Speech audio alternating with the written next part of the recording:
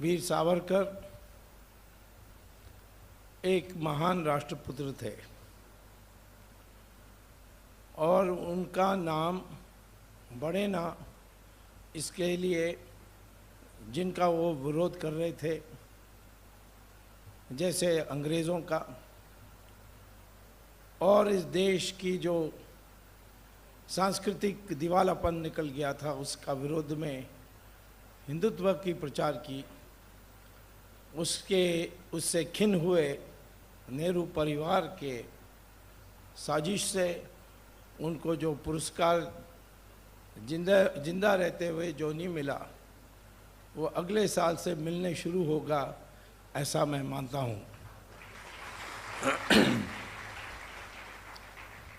मेरी राय में सितंबर से सरकार को बताने की आवश्यकता होगी कि जनवरी 26 को सावरकर को भारत रत्न की पुरस्कार देना चाहिए। सरकार तो मान लेगी, नहीं मानेंगे तो उसको विवश करना पड़ेगा, इसके लिए भी तैयार रहना है।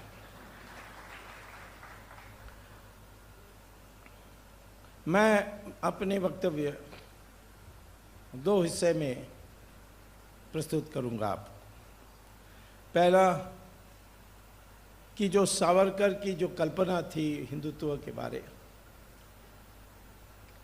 वो अब लगभग 90 साल हो गया है, 90 साल से भी ज़्यादा,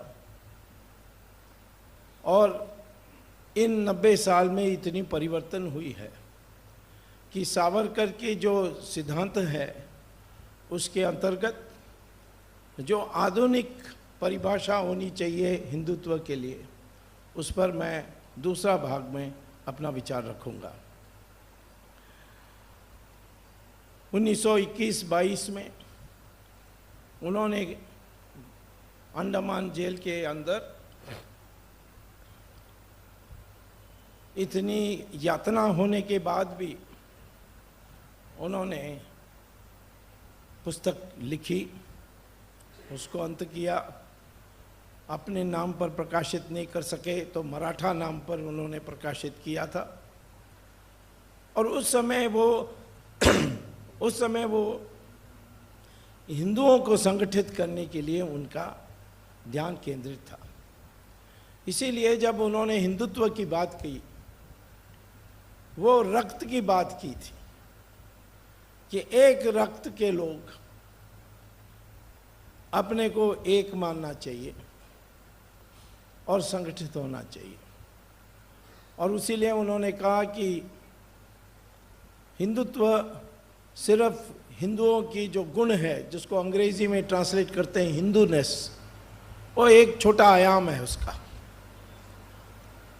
हिंदुत्व एक इतिहास है और उस सारे इतिहास में से जो अच्छे बातें निकली हैं वो हिंदुत्व में शामिल है और हर हिंदू को उस पर गर्व करना चाहिए।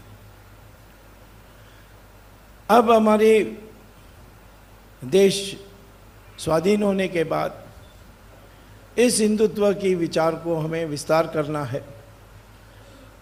जो देश के सामने जो खतराएं हैं उसको सामने करने के लिए, जब वीर सावरकर विचार कर रहे थे उस समय तो हिंदू सोया हुआ था, उसको जगाना था। और जगाने के लिए उन्होंने नई कल्पना दी थी। 1857 को अंग्रेज़ों ने उसको म्यूटिनी कहा। जैसे नौकर लोग विद्रोह करते हैं कभी, जब आपने छुट्टी नहीं दिया तो या ठीक से खाने के लिए व्यवस्था नहीं हुई तो थोड़ा विद्रोह होता है, वैसा उसको बनाने के लिए कोशिश की और वो म्यूटिनी नाम चली। लेकिन सावरकर ने जो पुस्तक लिखी, फर्स्ट वॉर ऑफ इंडिपेंडेंस 1857, उससे सारा दृष्टिकोण बदला। स्वामी विवेकानंद ने इसकी स्वीकार किया और अरविंदो ने स्वीकार किया और उससे उस समय से ये आया कि यह भारत राष्ट्र उठा विदेशियों को भगाने के लिए। वो कल्पना जो उन्होंने दी थी, उस कल्पना हमारी स्वतंत्र आंदोलन की एक आधार बनी। तो पहले उन्होंने ये एक कल्पना दी थी, इस देश के लोग एकता में हैं और विद्रोह करने के लिए तैयार हैं, और हमारे देश कभी झुका नहीं। ये हमारे जो शत्रु हैं वो जानते हैं, जो हिंदू है वो नहीं जानता, क्योंकि उसकी मंशा इस प्रकार से तैयार की गई है।